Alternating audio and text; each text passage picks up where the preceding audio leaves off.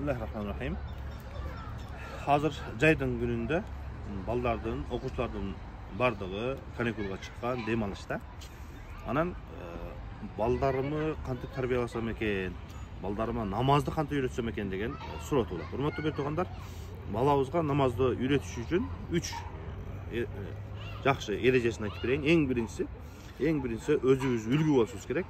Намазды убагында окуп, тагы окуп, балдарыбызга үлгү болушубуз керек.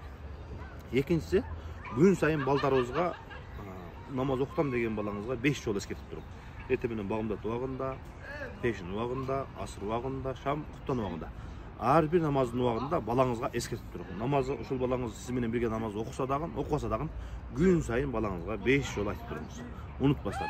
Эгерде намазды окулбай калган болсо, же болбосо уктап калган болсо дагы андан кийин күн чыккан убакта, же болбосо кандай болбосун, балаңызга күнүнө 5 жолу намазды эскертип туруңуз. Үчүнчүсү, намаздын маанисин түшүндүрүшүбүз керек биз балага.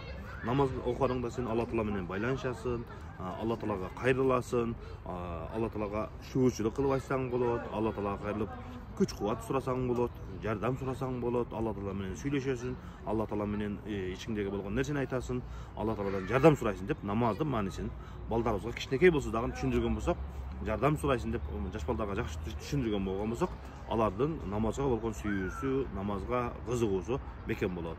Алла Таала ар бирибиздин балабызды, өзүбүздү дагы намазга бекем кылсын, намаздын эч кандай кайсы жерде болсо дагы таштабаган намазына бекем балдардан кылсын деп Алладан сурайбыз. Ассаламу алейкум ва рахматуллахи ва баракатух.